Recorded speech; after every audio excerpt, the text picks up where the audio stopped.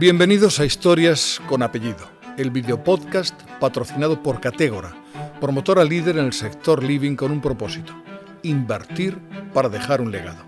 Un podcast impulsado por las principales asociaciones territoriales de la empresa familiar. Hoy nos acompañan Enrique y Sara Choví. Él, CEO del grupo Choví. Ella, directora de Personas y Cultura Corporativa. Su historia comienza hace más de 70 años en Benifayó, Valencia, cuando su padre, desde una pequeña tienda, puso en marcha una marca icónica. Hoy Choví lidera el mercado nacional de alioli. Con un 65% de cuota, es número 1 en salsas y está presente en más de 30 países. Factura 90 millones de euros y cuenta con más de 350 trabajadores. Pero si algo define su éxito, es el lema que sigue guiando la compañía: las personas primero.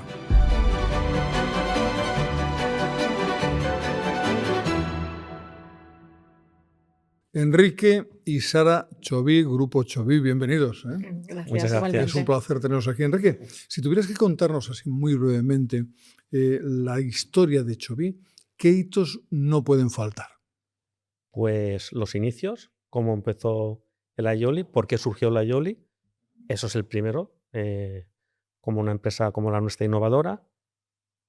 Luego vino la segunda generación, un cambio generacional, y luego dentro de la segunda generación hasta hoy, lo que ha habido es una reagrupación accionarial que en cualquier empresa familiar pues tiene sus cosas buenas y sus cosas malas, y es una historia interesante que contar. Bueno, pues vamos a hablar de todo, de la historia, porque todo es interesante. A mí me llama mucho la atención que esta empresa parta de una tienda de ultramarinos, ¿no? Una abuela que se dedica al extraperlo, Sí. Me contarás cómo y de qué manera, y un abuelo inconformista, ¿no? Un padre inconformista en este caso, ¿no? Cuéntanos, ¿cómo es esa historia? Empezamos por el extraperlo. Pues mira, si nos remontamos a 1950, a un pueblo al sur de Valencia, a 20 kilómetros, donde había escasez, pero donde sí que había recursos naturales, que era la agricultura. La agricultura e incluso la ganadería. O sea, mi padre nos cuenta de pequeño que en su casa pues, no le faltaba la comida porque ellos tenían sus propios campos, sus animales, sus gallinas. ¿Vale? Entonces, a partir de ahí, te hacían falta otros enseres. Y mi abuela, que era muy emprendedora en aquellos tiempos... Es curioso, ¿no? Que la Sí. emprendedora fuera la madre, ¿no? Sí, La porque abuela en mi este abuelo caso, ¿no? tenía un arraigo muy agricultor, entonces había una cultura muy de agricultura. Entonces, salirse de ese cliché en el año 50, pues ahora parece obvio, pero en aquel momento no era tan obvio. Entonces, mi abuela iba a Valencia, cogía productos de la tierra, bueno, lo que tenía a mano de la agricultura o de la ganadería, y se iba a Valencia en tren y lo que hacía es intercambio de cosas. Tal fue el éxito de aquella actividad que decidieron montar un primer ultramarinos con las cosas que tenían. La mayoría de cosas eran graneles, otras cosas más de lo que iba trayendo de consumo diario, de que podrían consumo ser diario hortalizas, podría ser... y de necesidades, Sí. de telas, botones o cualquier necesidad básica que se pueda tener en un pueblo en aquella época. Bueno, ¿y cuándo empieza el asunto del bacalao y el alioli? Que esa es la clave de todo, ¿no? Claro. Pues mira, en esos viajes que hacía mi abuela, mi padre, que era el mayor de 3 hermanos, decide ir con su madre a regañadientes porque su padre quería que fuera al campo, pues cuando se podía escapar se iba con mi abuela.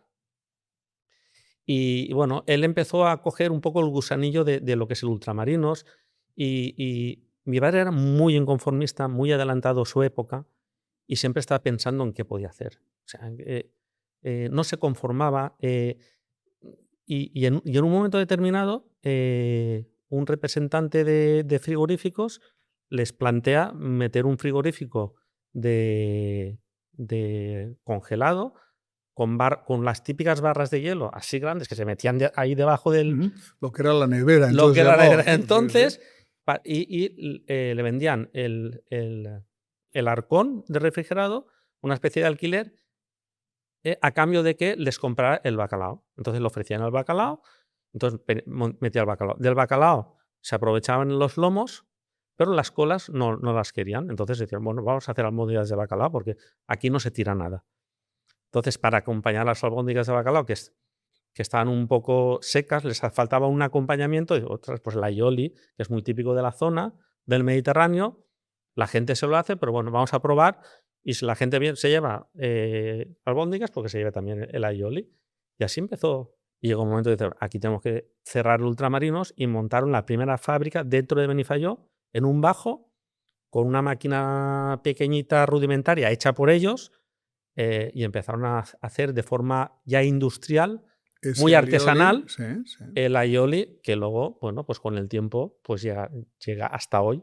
¿Y qué queda en la compañía, en la empresa, en Chubín, de aquel alma, de aquel hombre empresario que hacía tantas cosas distintas? Porque era un hombre muy polifacético, ¿no? ¿Qué queda de él ahora? Pues quedan muchas cosas. Queda en sus hijos, que somos los 5 hermanos que estamos en la empresa. Nosotros transmitimos los valores de la familia, de la tradición, de cuidar a las personas, pero luego también tenemos el espíritu de innovación, de crear, de generar valor, y el inconformismo de decir, oye, nosotros somos una empresa pequeñita en un pueblo de Valencia, pero ¿por qué no podemos ser más grandes? ¿Por qué no podemos vender en otros sitios?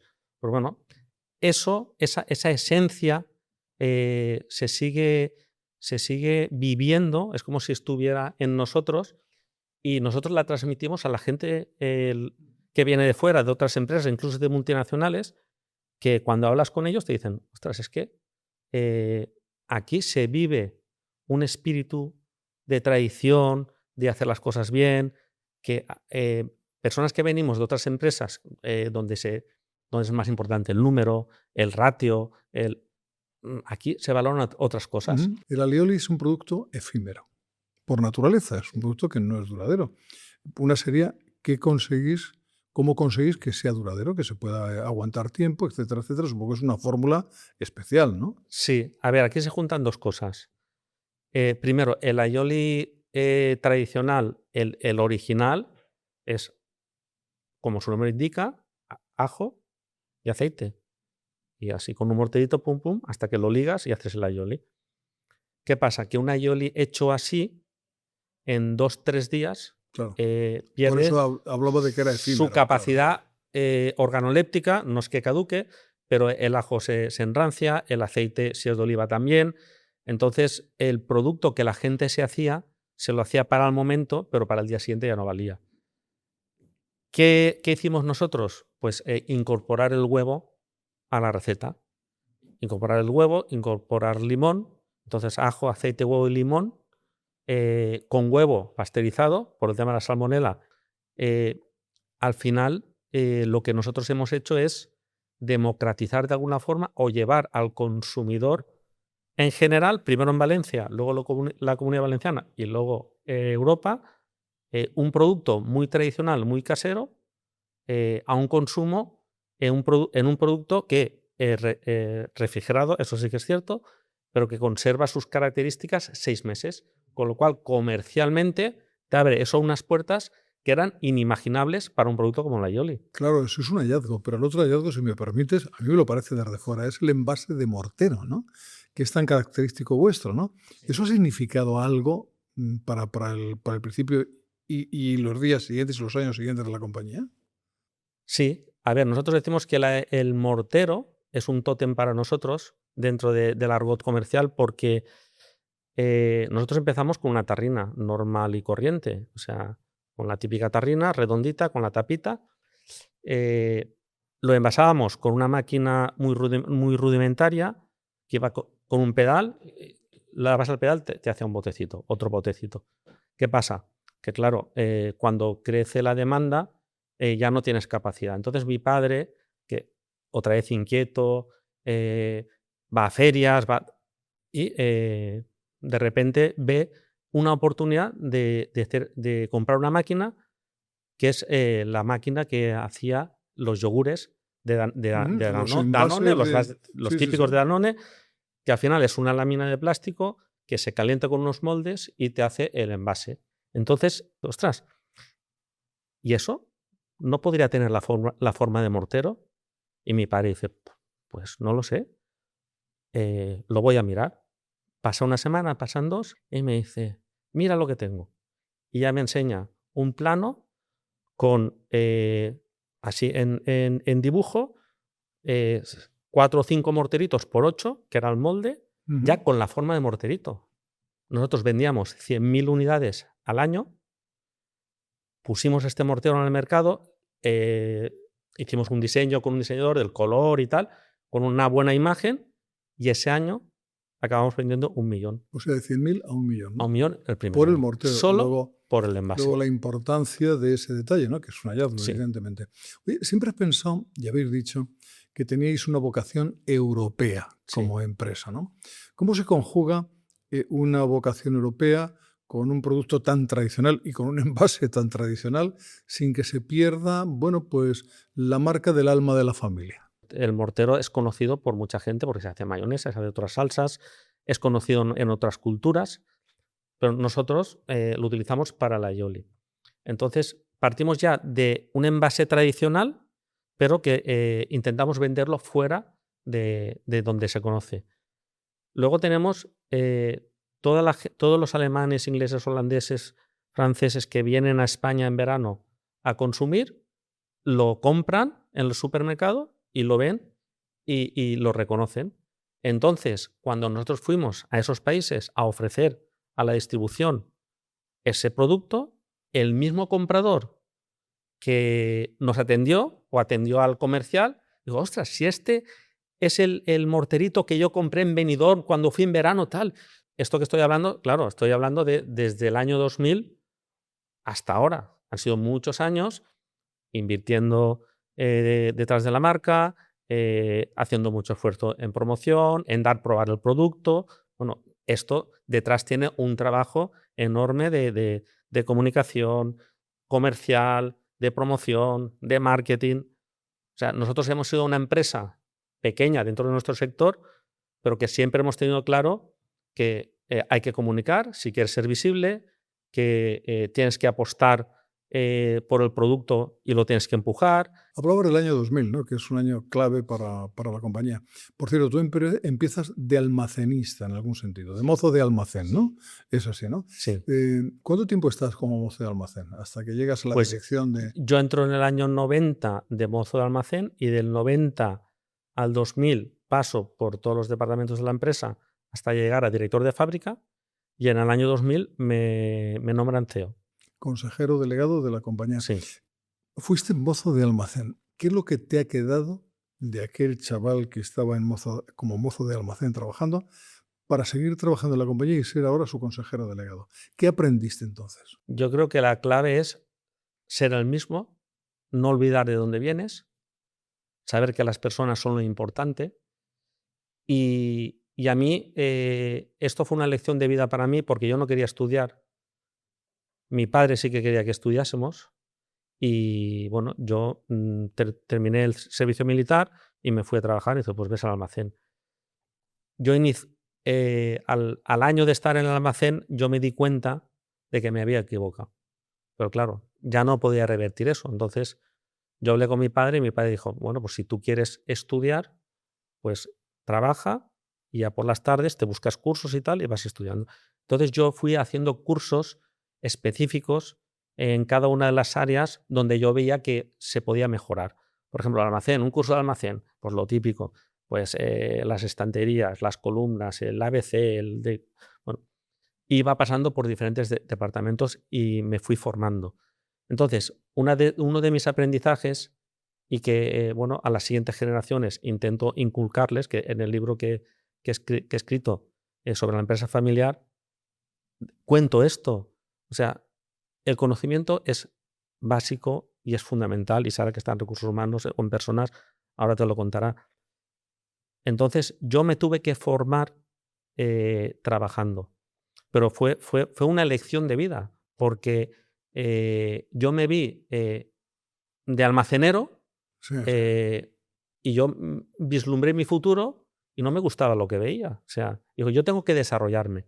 Entonces, bueno, inicié un camino de profesionalizarme trabajando y estudiando y aplicando lo que iba estudiando, y así pues iba creciendo e intentaba pasar por todos los departamentos y conocer todo lo que es la compañía. Y eso me permitió conocer muy bien cualquier rincón de la compañía. Que eso para un CEO es importantísimo. Claro, no como experto, porque luego me hice un equipo de expertos en cada una de las áreas que saben mucho más que yo, pero yo conocía mi empresa, conocía sus fortalezas, sus debilidades y sabía lo que quería. Hubo un momento en que teníais que tomar una decisión porque teníais una disyuntiva clave, ¿no? Que era vender la compañía o apostar por ella. Decidisteis, según creo, apostar, ¿no? Pero en esto tuvo algo que ver la necesidad del arraigo de manteneros con la compañía que había fundado vuestra familia. ¿Qué fue lo que tuvo que ver? Nosotros en el año 2000, la primera generación está a punto de jubilarse.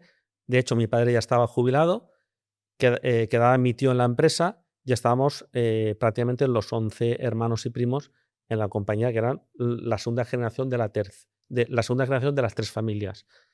En aquel momento, una empresa pequeñita que facturaba unos 6 millones de euros con 40 o 50 trabajadores, teníamos que decidir si continuábamos y teníamos un proyecto para 11 familias o vendíamos y cada uno con su parte tenía que, bueno, tú te dan tu parte, pues cada uno que haga su camino. Entonces decidimos continuar. ¿Por qué decidimos continuar? Porque la decisión fue: profesionalizamos la compañía, hacemos un plan estratégico que esto nos lleve a otro tamaño de empresa y donde todos podamos funcionar y trabajar con un protocolo, con un orden, con una gobernanza, y si no conseguimos eso, pues vendemos. Entonces decidimos seguir adelante. Y en ese proceso es cuando, bueno, pues durante el año 2000 al 2011, que se produce la escisión, fueron los 11 peores años desde un punto de vista familiar y empresarial de los 70 de la compañía. ¿Por qué? Porque éramos 3 familias, 11 primos, donde hubo un proceso de profesionalización y donde a mí me nombraron CEO, pero donde había otros 10 hermanos y primos que no estaban en la dirección, más cónyuges, más familiares, amigos. Entonces, poner orden en todo eso y a la vez cumplir con un plan de crecimiento, contratar profesionales externos y conjugar todo eso a una coctelería que saliera bien, pues yo ahora, si te digo la verdad, no sé cómo salió bien. Lógicamente, a todo eso ponéis una serie de reglas, una serie de Sí. protocolos para que las cosas no se vuelvan a repetir, ¿no, Sara? Sí, así es. Nosotros en estos momentos tenemos un protocolo familiar, ya es el segundo que tenemos, pero es muy importante para que todo funcione correctamente y para que cada uno tenga el rol dentro de la familia y el rol dentro de la empresa diferenciado, que haya una serie de normas que, uno, hayan sido reflexionadas por todos, que hayan sido acordadas y que hayan sido aprobadas para que sea vinculante y que todos en un momento dado, cuando se suceda una situación, hagamos cumplir y no sea papel mojado esas normas. ¿Qué es lo más destacable de ese protocolo familiar? En este protocolo familiar regulamos la relación de lo que es la familia dentro de la empresa. Por ejemplo, muy importante, el relevo de la siguiente generación. Si nuestros hijos y sobrinos quieren entrar a trabajar en la empresa, ¿cuáles son los requisitos que deben de cumplir para poder trabajar en ella? Si alguno de los hermanos quiere salir de la compañía, pues se contempla cómo va a ser esa salida, qué ventanas de salida, cómo vamos a valorar esas acciones. Es decir, al final se trata de eso, de regular. Aunque siempre queramos separar familia con empresa, de alguna manera sí que hay un punto en que hay una conexión y hay que regular cómo actuar. Y habéis creado lo que es un consejo de administración, un consejo de familia, ¿verdad? Tenemos, con ello, ¿no? En estos momentos tenemos... Y asesores externos, ¿no? Sí, en estos momentos no tenemos consejo de administración. En estos momentos, Enrique es el administrador único. Sí que tenemos un consejo de familia en el que tratamos pues, todos los temas familiares dentro de la empresa y en el que exactamente evaluamos, aprobamos lo que es el protocolo familiar. Somos los 5 hermanos y luego tenemos un asesor externo que nos ayuda también pues, a cuando hay cualquier situación, conflicto entre nosotros o cuestión a resolver, pues es un poco el que nos ayuda a ver las cosas de una manera más objetiva y profesional. Y luego lo que es la familia aporta a la empresa los valores y esa visión a largo plazo, y luego ya sí que tenemos el comité de dirección que está formado por Enrique y por 8 directivos, en los que allí ya sí que se ejecuta pues, el plan estratégico y se lleva pues, la empresa hacia el futuro. Y ahí sí que hay gente externa, ¿no? Personal externo, ¿no? Todos, ¿no? Todos los directores son externos, a excepción de Enrique y de mi caso. En vuestro protocolo familiar establecéis reglas muy concretas, ¿no? De cómo se accede a la compañía, de cómo se accede a los puestos directivos, de quién puede ser o no miembro de esto o aquello, ¿no? ¿Cómo lo hacéis? ¿Cómo lo dividís?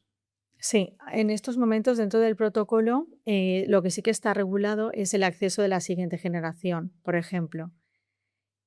Luego la incorporación de cónyuges o no cónyuges, de familiares y luego, sobre todo en la parte de cara al futuro, en los próximos años, sí que vamos a cambiar el sistema de gobierno y vamos a pasar a un consejo de administración en el cual habrá consejeros externos y personal, personal interno, Sí. 2 miembros de la familia.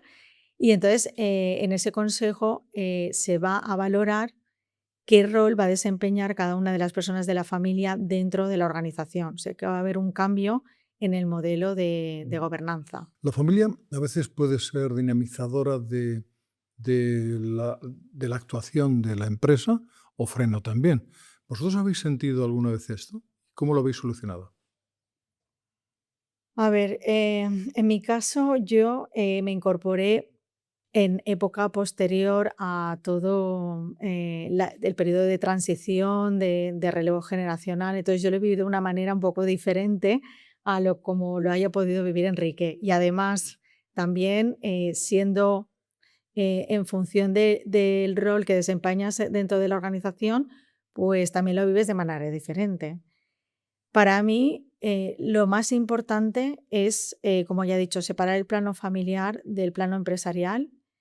Cuando ambas se entremezclan, hay peligro pues, de posible conflicto. Porque muchas veces aparecen nuestros propios egos, nuestras propias necesidades, porque al final los 5 somos hijos del fundador y entonces todos tenemos nuestras inquietudes, pero yo creo que nuestra clave de éxito ha sido pues trabajar en esta asunción del papel de cada uno dentro de la empresa. Y para mí esto es lo que ha sido, sobre todo, dinamizador. Hemos dejado al equipo directivo hacer, porque no hay peor situación que personas que no saben estén dirigiendo a otras personas que sí que saben y no dejen trabajar, porque para eso las hemos contratado, para que nos lleven, para que lleven la empresa lo más alto que puedan. Y entonces el freno sería, pues eso, el conflicto familiar dentro de la organización. Por cierto, que se acerca una tercera generación, ¿no? Es decir, supongo que la veis como un elemento positivo, en principio, lógicamente. Y además sí que he visto que vosotros queréis incidir en la formación de esa tercera generación. Es decir, eso va a suponer un cambio radical dentro de la compañía, ¿no? Esperemos, ¿no? Sí. A mejor, lógicamente. A mejor. Yo, como directora de personas, evidentemente soy una firme defensora de la formación. Para mí, no hay mayor coste que tener a personas sin conocimiento haciendo cosas que no saben. Y por lo tanto, soy defensora de que nuestros hijos, independientemente de que quieran trabajar en la empresa o no, tienen que recibir una formación mínima como accionistas que van a ser en el futuro, para poder tomar sus propias decisiones con una coherencia y que no supongan un freno ni afecten a la buena marcha de la empresa en el futuro. Entonces, para mí es clave la formación. Cuando incorporáis directivos externos, lo hacéis con gente que tenga una experiencia en otras compañías, ¿no? Imagino. ¿Y cómo se conjuga eso con la mirada de la empresa familiar? ¿Hay alguna distorsión en algún sentido o no? Yo, en la búsqueda de los directivos, normalmente hay como dos partes. Una parte, como ha dicho Enrique, una parte más técnica. Normalmente solemos hacer los procesos o de forma interna o ayudándonos de empresas de selección externas. Y luego, muy importante, la parte de valores. Esa parte de valores normalmente suelo hacer yo la entrevista, o en algunas ocasiones Enrique y yo hemos hecho juntos entrevistas. Entonces sí que evaluamos que por lo menos la persona tenga los valores de la compañía, como el inconformismo, súper importante, que sea una persona innovadora, que respete la tradición. No se trata de llegar a una compañía y hacer todo lo que yo vengo haciendo, sino que también respetar lo que hay en la empresa y mejorar aquello que haya que cambiar. Y luego, pues al final, dentro de ese encaje, que siempre nos podemos equivocar, porque al final el evaluar a personas en unos minutos de conversación es realmente difícil, pero muchas Pero veces... sí que se nota el alma, ¿no? De la gente, sí, a la veces... disposición, ¿verdad? Sí, yo a veces digo, yo no sé, digo, no sé por qué, pero noto ese, digo sí o no, y si me preguntaras, ¿y en base a qué? Pues no lo sé, a veces lo percibo Es intuición, directamente. intuición. Sí, A mí me pasa esto también, cuando tenía que contratar sí, gente para claro, mi trabajo, la intuición funciona muy bien, es sí, verdad. sí. Por cierto, habéis tenido un incremento de productos, ¿no? En los últimos tiempos. Salsas de otro tipo, etcétera, etcétera. ¿Cuál es el límite que Chovy nunca cruzaría? Yo creo que no hay límites. Los límites en esta vida te los pones tú a ti mismo. Entonces, yo quiero pensar que nosotros no tenemos límites. Nosotros lo que hacemos es, en cada plan estratégico que hacemos, analizamos primero internamente nuestras fortalezas, en qué somos buenos, qué podemos hacer, vamos al mercado, vemos qué hay en el mercado, vemos las tendencias, intentamos anticipar, y cada vez más difícil, qué va a pasar en los próximos 10 años en el sector agroalimentario, y a partir de ahí trazamos un plan. Dentro de ese plan, hasta hace 5 años prácticamente eran salsas, porque nosotros empezamos con aioli, pero hacemos cualquier tipo de salsas, tenemos una variedad importante de salsas. Decidimos en el último plan estratégico diversificar. En el año 2014, entre el 2012 y 2015 montamos una pequeña fábrica de ensaladillas en Logroño. Aquello no funcionó, no teníamos experiencia, montamos una fábrica desde cero, nos equivocamos, porque no hemos hablado aquí de aprender de los errores. Para nosotros nos hemos equivocado en muchas cosas, y yo lo que digo es, lo que haces bien te sirve, pero lo que haces mal te sirve para aprender.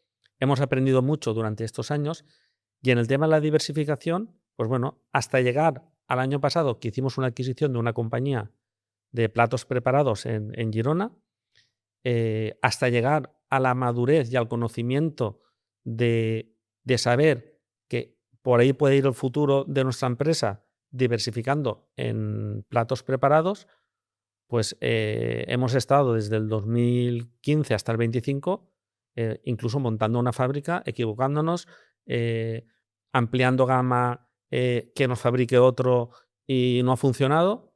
Y bueno, pues al final lo que sabemos hacer muy bien es el aioli y las salsas, pero en nuestra ambición y nuestro inconformismo y la visión que tenemos a largo plazo de hacia dónde puede ir la compañía, nosotros estamos convencidos que necesitamos diversificar. Y en esa diversificación, el límite lo pone el análisis. O sea, tampoco somos temerarios de tirarnos a la piscina de cualquier cosa. O sea, analizamos muy bien dónde nos podemos meter, dónde no. Y otra cosa que nos pasa es que antes la prueba y error, cuando éramos más pequeñitos, el coste económico de equivocarse, aunque aprendieras, era pequeño.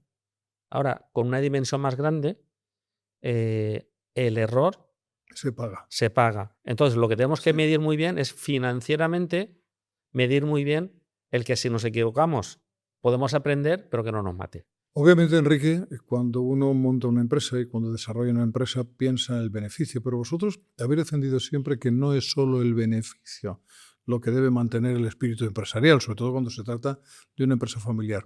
Y por otro lado, ¿cuál es la relación que una empresa de este tipo, que trabaja para la sociedad también, cuál es la relación que debe tener con las asociaciones de empresarios? Pues es fundamental. Una empresa domina y conoce muy bien el sector donde opera, pero hay otras cosas que las pierde porque no tiene el conocimiento. El pertenecer a AVE a nosotros nos ha aportado mucho porque nos ayuda a entender el papel del empresario. El papel del empresario, cuando nos quitamos la gorra de Enrique Chovi Salsas y yo me voy a AVE y me junto con otros empresarios y hablamos de vertebrar la Comunidad Valenciana, de crear valor, de crear riqueza, de cuando pasó la Dana, qué podemos hacer como sociedad civil, como empresarios, para salir de esta situación. Es súper fundamental que los empresarios estemos unidos, pero no solo las personas físicas, los empresarios, sino nuestras empresas y todos nuestros trabajadores.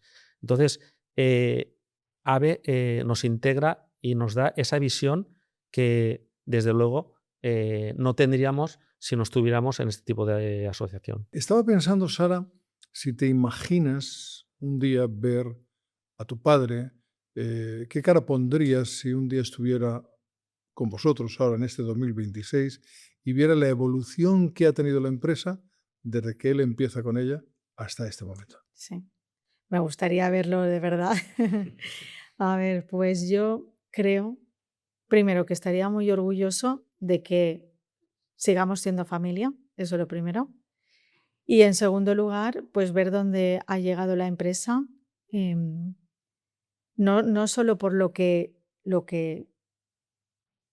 digamos, somos o nos hemos, digamos, beneficiado, sino por lo que también hemos aportado a la sociedad, porque él era una persona que era muy, era muy colaborador con su entorno, ayudaba muchísimo a la gente.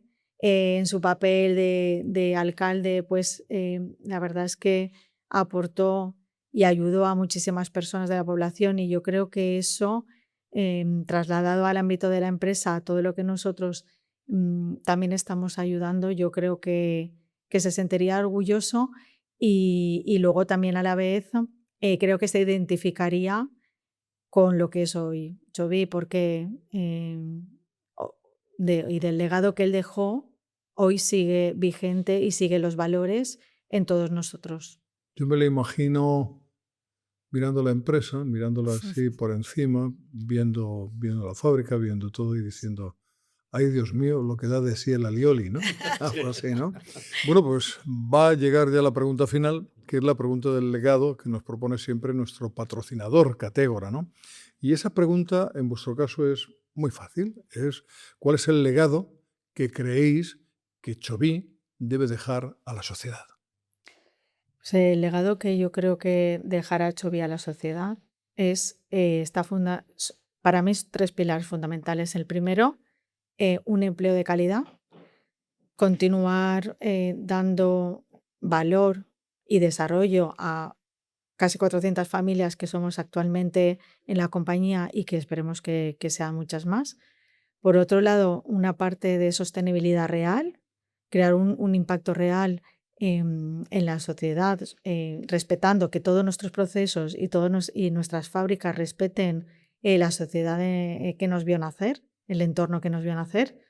Y luego, por último, el compromiso y el orgullo de pertenencia de que sea donde fuere en que se vea nuestro logo, que se identifique como un trabajo bien hecho de casa que se convierte en algo global. Enrique, ¿algo que añadir? Pues yo a lo que dice Sara lo diré en forma de anécdota. En redes sociales, una persona que está en otra parte del mundo te envía una foto del producto y te dice, mira, he visto el mortero en tal tienda de tal sitio de no sé qué, y no es accionista, no es empleado. Y eso te llena de orgullo, de decir, ostras, es que nuestra marca es algo más que un apellido, que un nombre. Representa una comunidad, representa una gastronomía y representa unos valores que no nos damos cuenta, pero que estamos pues, en muchos sitios y al final las personas son las que te hacen ver que eres más que un producto. Y para mí esos detalles marcan un poco lo que yo entiendo que es lo que es el legado que podemos dejar. Sara, Enrique, gracias por estar con nosotros. Ha sido un placer teneros aquí en este podcast. Muchas gracias a ti. Gracias, un abrazo. Esta conversación con Sara y Enrique deja una imagen muy clara. Actualizar una receta no es traicionar su sabor, es asegurarse de que siga viva. Y algo muy parecido ocurre con un legado empresarial. Hemos hablado de elegir el proyecto cuando vender parecía más sencillo, de pasar del almacén al consejo sin perder la cultura del esfuerzo, de entender que el apellido es el apellido y que el rol dentro de la empresa es otra cosa. De escribir reglas para proteger a la familia, exigir mérito antes que apellido y profesionalizar la gestión sin diluir los valores que hicieron crecer la compañía. Porque quizá el verdadero reto no es conservar una empresa familiar tal y como fue, sino prepararla para que siga teniendo sentido en la siguiente generación. Tradición e innovación.